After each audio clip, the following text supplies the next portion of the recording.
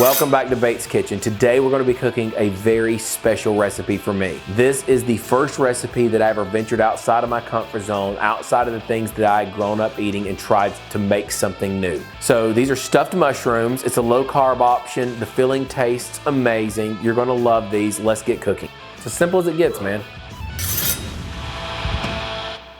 First thing we're gonna do is clean our mushrooms. You wanna avoid getting a lot of moisture on your mushrooms. So if they're really dirty, you can use a damp paper cloth and then set them up on a dry one.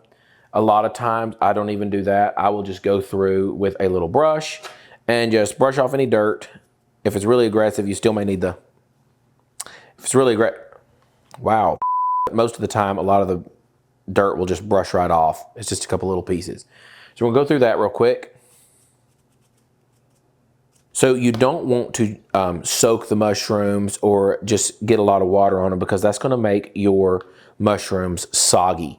And you don't want a soggy stuffed mushroom. The idea here is to have the mushroom holding this ball of cheesy, garlicky goodness. And the mushroom's kind of the little bowl for that, and you're eating the whole thing. And the texture will not like if everything is just mush. There's a little bit of crispness to the mushroom under there that holds everything together and really adds a lot of texture. So now we're gonna take our garlic. I'm gonna use about 4 cloves of garlic for this. You can use more, you can use less. Sometimes I'm in the mood to do up to 6. That's the most I've ever done, and it was pretty garlicky. But most of the time, 4 to 5 will do just fine. Well, I take that back. I think one time I did do 8. I wouldn't recommend that one, but if you love garlic, it's great for the right filling, especially in the fall months. I don't know, I like garlic more when it's late fall. So I'm gonna take 4 or 5 cloves of garlic. We'll see, depending on the size of them here. We're gonna mince these guys up. Another little tip with your mushrooms, one thing you can do if you are wanting to dry them out, I have before pre-dried them in the oven, just kind of let them run all the water out in the oven. Most of the time, it's not needed. I've never had them, if they were really not that wet beforehand, be super wet to the point that it messed up the texture. But if you are worried about that, just pre-dry them in the oven, and you just leave them in the oven on kind of a lower heat till they sweat out a lot of that moisture. You can also go ahead and use the pre-minced garlic. It works just fine, and it's a lot faster. I love fresh garlic. If I'm gonna take the time to make something and I'm gonna make it from scratch, I would almost just rather go all the way back to fresh, but you don't have to. So I sliced my garlics, and this is something I've been watching a lot of new things and learning as I go, but I stand them up long ways and I just kind of slice almost through, not all the way through to the end. I make one little slice there. I'm gonna do it down lower right here, one little slice there. You can do this in a garlic press, be a lot faster sometimes if you want to. I like to really mince these clean for this. I like it, it's fun for me to do. If you don't want to, just smash them in a press. And then I'll do back across this way, the same thing, just almost right to the edge right there. I mean, just a hair short of the edge. All the way down, so we'll do it a little faster. And then I'll just go right here, keeping this finger, and this is all stuff I'm learning recently, so I'm just showing you what I'm learning. Keeping this finger kind of as a guide and keeping it back so you don't chop your finger. Little tips people have showed me through watching the previous knife ones. And just roll back. And it actually makes a really neat little mince and keeps it pretty even there. And gonna do it again with a few more of these. I will say there's a reason. If somebody tells you, and on one of the first videos somebody commented, you're doing your knife wrong. And if they hadn't have said that, I wouldn't have known. So if you see me doing something that you know a better way to do it, I love it when you hop down in the comments and you say, hey, you're doing that wrong. There's no offense here. I'm just a dad that loves to cook. And part of that loving to cook is loving to learn new things, learning new ways to do things, and learning better ways to do things. If nobody ever taught me, I'd still be making fish sticks and mac and cheese. So thankfully, I've learned a lot from a lot of people along the way, and I've added the YouTube family as part of the people I've learned from. But let's get all of this together. Sorry, let's not get all of this together. Now, the other thing we've got to cut, because we love our knives, is my mushroom stems. So how we're going to fill the mushroom is, I've been really lucky on this whole box full of mushrooms. This is probably the shortest stem. Now, it doesn't always happen that way. A lot of times you'll have a couple mushrooms in there, and I'm gonna trim this down to show you, that'll look like this. That's okay. You got one that looks like that. We're not gonna be able to break the stem off as easily. So get you a little half teaspoon. Sorry, I couldn't find anything. And we're just gonna go around it, and we're just gonna go right up under it, and we're just gonna carve this out, holding your mushroom there. And it makes a beautiful little cup, because the main thing we don't wanna do is we wanna tear these side walls. That's what's gonna hold our filling in. So if you've got one that's kind of short like that, this is the little trick to getting them out. The half teaspoon seems to work the best. You can use a bigger one if you have to, but just try what works for you. But the great part about it is the easy way to do it is most of these, you're just gonna grab them, you're gonna pop it back towards you, you'll hear a little snap, spin it around, pop it back the other way, and out it comes. Boom. We got a little mushroom shell. So we're gonna do that all these real quick. This one right here, left a little bit in there. I don't want that in there because I've got a lot of filling that needs that room, and it's gonna taste a lot better than this mushroom stem. So pull it out of the way there. But I'm gonna take all these mushrooms, these are all stemmed, I'm gonna set them aside. So we're basically gonna make these into tiny little squares. So there we go. There's the last of our mushrooms done. We'll get these in a bowl. So, got our garlic, our mushrooms, and one last thing, I got some sprigs of thyme, and we're gonna add them in just a little bit later in the process. Grab some thyme here. To me, the garlic is an amazing flavor, but the thyme is the true secret ingredient of these stuffed mushrooms. When we got married, we went on our honeymoon to Hawaii, which is an amazing food scene there. And to my shame, one of the things I am most sad about missing out on my honeymoon. I'm not sad about my honeymoon, but sad that I missed out on was, Whitney's like, hey, let's go try some of these restaurants. Let's try some of this fish. And I didn't try any fish. I ate steak, I ate chicken, and I ate pizza. And some sandwiches. We actually ate at the Subway and the KFC both on Hawaii. She was more adventurous with food when we started. She had already eaten octopus and stuff like that, and calamari, whatever they call it. So she was more adventurous, and she'd be like, you should try some other things. You should try some new things. You might like it. And I was scared too. I had my comfort zone of food that I loved. And we got back to the States, and we went to a crab restaurant because she had never had crab, and she wanted to try crab. So I took her there. She got her a steam pot, Old Bay steam pot of crab. And I got me some, I can't even remember what I got. I got me some fish and chips. I was going to try just the breaded fish. And she ordered crab stuffed mushrooms. And I also didn't eat mushrooms. I was very picky about texture, didn't like the texture mushrooms.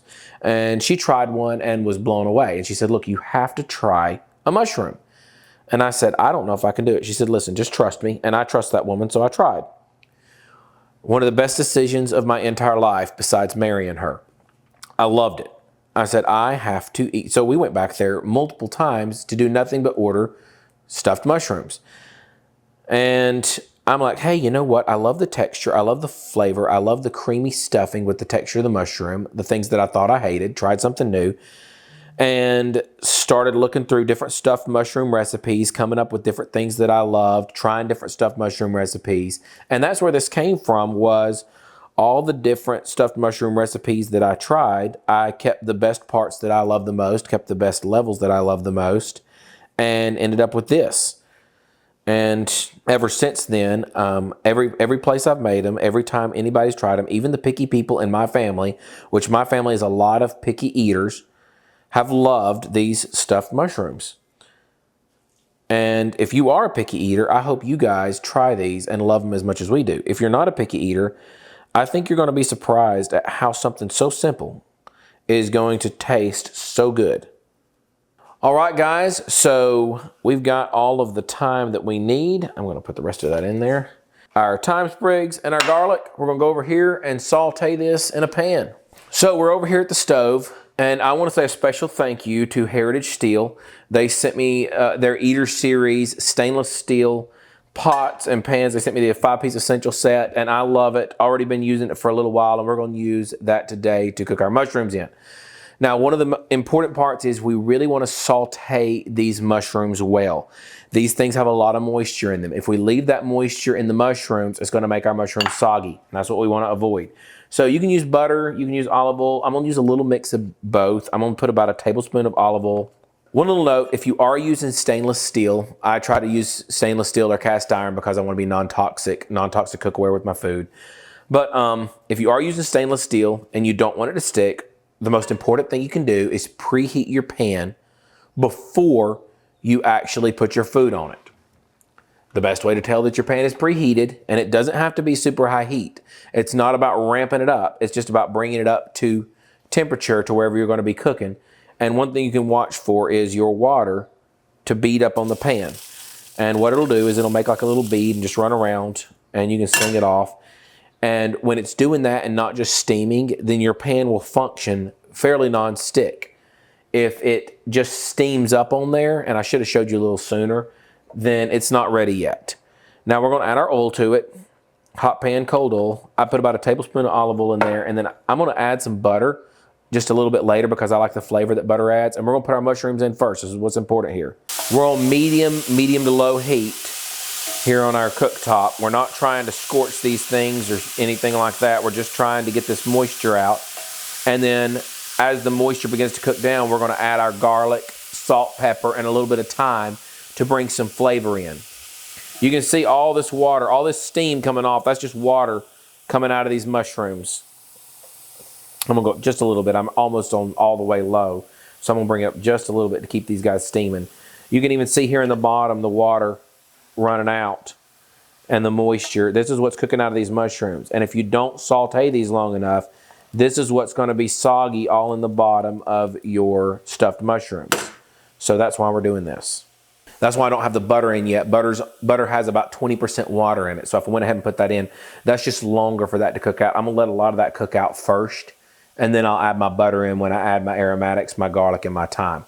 Not saying that's the best way to do it, but it's the way I do it. It works for me, and I love it. So I'm going to go ahead and add a little butter now. These things are drier. They're starting to get a little sticky and dry.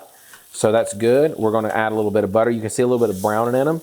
And now with that butter, because I'm not going all the way, they still have time for my garlic. I'm going to put my garlic in. I just feel like garlic and butter go great together. So I'm going to add that in. And then I'm going to add a little bit of my thyme. I'm not going to add it all because this stuff's going to get baked in the oven. So we'll add a little bit of our thyme in. And it's, again, all this stuff will be down in the descriptions in the recipe. And you can instantly just smell the flavor of that thyme and garlic starting to blend. And this is about all we do on the stovetop. I'm going to pop this off now. We've kind of sweated all this out. There's no more moisture in the pan. Everything's just really dry. You can see as I move it across, there's just no moisture left. There's nothing draining. There's not a lot of steam coming off anymore. We're going to go back over and we're going to mix our filling now. And this is going to go inside our filling, and let's put these mushrooms together. It's time to make our filling. And the most important part of our filling, of course, as my wife would tell me, is cheese. So let's shred some cheese. So we're going to shred our Parmesan because we're going to use a lot of Parmesan in this. And then I'm going to shred a little Gruyere. I like it, adds a little bit of a flavor to it. And then on top, I've used all kinds of different cheeses on our toppings, and I'm just going through this while I'm here. I've used cheddar. It just seemed a little tart for me. I've used mozzarella. Mozzarella is great because it gives you the cheesy, but it's not a strong, super strong taste. And I've used the Gruyere. It's a great melting cheese. I love the way that it adds a little bit of flavor. I'll probably today use a little mixture of Gruyere and mozzarella. And then I'll mix a little Gruyere in the filling as well. I didn't do that, honestly, until this last year. But this recipe just keeps evolving. Every time I make it, I try to, taste it and see, is there something I'd like to try different in this? Some things I try and I don't really love, so I take them back out. And other things I keep them. And it goes on in the future batches. And Gruyere cheese is one of those things that is a recent addition. But a long-winded way to say it, if you don't have Gruyere, just make it with the Parm. That's how we made it the first 3 or 4 years, and it's amazing like that. Let's put together our filling here. And I have left this cream cheese out. Honestly, since I started cooking, that one of the first things I do is grab my cream cheese out of the refrigerator and let it start to soften. It just helps mixing this up so much easier if it's softer. Just gonna drop this down in here. Gives us a really good creamy base. And honestly, for most of your stuffed mushrooms, this is gonna be kind of the base of it. Now we're going to add about a cup of Parmesan to this. And I'm just gonna grab some. Pretty decent sized handful, you can see. But it's about a cup, I believe. Now, as you can see, this pan was pretty full when we started. All that water cooked out, it's a lot less, but we're gonna mix that in here. I'm gonna add some parsley. I do not have fresh parsley. I wish I did, but I'm gonna add about a teaspoon of parsley. Actually, probably about a half a teaspoon of parsley there. And then I'm gonna add just about a little bit, about a quarter cup of this shredded Gruyere. Maybe not even quite a full quarter cup there. This is just a little bit of flavor inside to help tie in what's gonna be on top. Being about a half a teaspoon of salt and pepper here. A little more salt. You got salt in that Parmesan, don't forget. It's gonna be a little salty. About a half a teaspoon of pepper. We don't wanna get this too peppery and too spicy. I'm lazy and I love electricity. I'm trying to use glass so y'all can see what's going on. Starts forming these little balls. I'm gonna pick this up as I'm doing this. And then it'll all start coming together, kind of like if you were watching a really dry bread dough. This is the base of everything. If this isn't right, we've got to fix it. Now, if you're low carb, this is where you're going to stop. This is your stuffing. If you are a little bit forgiving of yourself with some carbs, this is the way I like it. Two things. One, the breadcrumbs are going to help soak up a little excess moisture if there is in there. And it's going to help keep your mushrooms drier. And two, I use the flavored ones and it adds a little flavor. I'm going to put out a half cup of the panko breadcrumbs in there. And these are the seasoned ones. So you get a little bit of that Italian seasoning in there as well. Again, those are optional. They're gonna add some carbs to your mushrooms, but flavor-wise, it's worth a carb to me or two. Let's taste what we got here.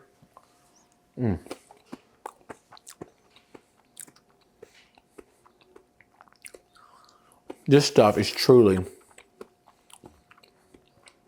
the most heavenly filling that you can put in a mushroom. I could eat this plain all day long. Whitney does. She'll say, actually, if I make mushrooms, she's like, you better not use all of that filling because some of that's mine. So, time to stuff these mushrooms. Two things I do. I get a tablespoon and what do I have here? 1 teaspoon. Sometimes I use a half tablespoon. Depending on the size of the mushroom, this is going to be kind of the size balls I look to make to kind of stick down in there. Most of these are smaller, so we're just going to go with this guy. We're just going to get a good little scoop out. It doesn't have to be beautiful, and I'm just going to kind of take that little scoop down, and I like to put the little rounded side on top. I think it looks better. And I'm going to stick that down in the mushroom. Now let me pick this up for you. Sorry, I'm talking to the wrong camera. Let me pick this up for you to see, and I'm going to hold this up close to this camera, or that camera. Can you get in good here? Okay, so what I've done is, and I'm going to do another one with this thing held funky, like this. So I've just got a big old lump, and I've kind of got the good rounded top. Okay, there we go. There's my good rounded top right there. And I'm going to stick it down inside the mushroom and just leave that nice little rounded cream around it. I've got my oven preheated, and we're just going to roll these in as soon as they're stuffed. We're going to just roll these right into the oven, and we're going to be ready to go. So, one last thing before we pop these in the oven. 3 ways we've done this. We have done this sprinkling cheese on top, putting nothing on top, cooking them just like this, putting cheese on top to start with, and then coming back and adding breadcrumbs at the end. And the cheeses we've typically used would be mozzarella, Gruyere, and Parmesan that I said beginning. You got to be careful though, because sometimes it just makes more of a mess than it's worth. If you're eating them out of the pan, put cheese on top. If you're using especially a small pan that has 4 or 5, put cheese on top. If you're going to take these to a church social, you want people to be able to pick out where each mushroom is. If you're taking these to a work party, something like that, leave them with nothing on top, sprinkle some breadcrumbs, and then you can just stick each one with a toothpick or something to make them easier for people to grab out. And it's just a lot easier than a big old flood of cheese over the top and you got to cut each one out. But again, for me, I'm eating them here at the house with my wife. I'm going to sprinkle some mozzarella over them. I'll tell you what I'll do. I'll sprinkle mozzarella and cheese over half and leave the other half done. I've never done a half and half pot before, or pan before, so we'll see how this works, and hopefully you can see both sides of that. These turned out, they've got the cheese covering them, kind of like what you get in a restaurant. You can see that cheese filling all the way around. These are a lot easier, like I was mentioning. They taste just as great, but they're a lot easier to just pick straight up, you know, just a little simple stuffed mushroom with its little filling. That's gonna be hot if I don't. But I do prefer the cheesier ones. So I'm gonna get a couple of them on my plate. As we're just cutting through this here, and you can just see this cheese. Just look at that. I mean, oh. This is just literally a true slice of heaven. Then, if I was making these for my wife and I was gonna surprise her with something, I'm gonna put this little guy back because I do like the cheesy ones. And I know she does. I would honestly just take 3 or 4 of these and put them on a little plate and take them in there to her, literally just like this. 3 to 5 is plenty, unless you're just using them for a whole meal. And that just, it looks good, but even more than that, this truly tastes amazing. I'm gonna go ahead and put a few more on there, and we'll drizzle some of this cheese. I mean, just that mozzarella and Gruyere is such a good melty cheese. It's great for presentation, and it adds a little bit of flavor, but just there's something special about the presentation of a cheese that just strings out like that. Is just ooey and gooey, and it really just makes such a delectable look. It makes me hungry. When I see it on commercials on TV and stuff, I'm like, oh, I must have that. I'm gonna go ahead and try this one over here for you. I'm not gonna mess up my plate because we're gonna try to get some hero shots of that and hope they look good. Let us try this guy. Oh, just slicing into it. You feel yourself go through that really soft cheese and just hit that little shell, and it's just such a beautiful, just a beautiful feeling to feel that go through there. And then I just did it with my fork.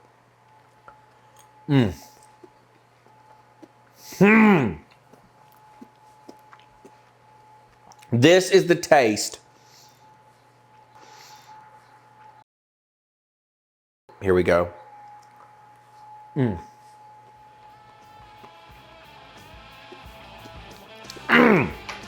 That takes me back. I went my whole life not enjoying these things. And that's kind of the thing, is if you don't try anything new, you're never going to know what you truly could love. If you try this one time, you're going to thank me later. If you want to spice something up, this goes great with everything. You're going to love it.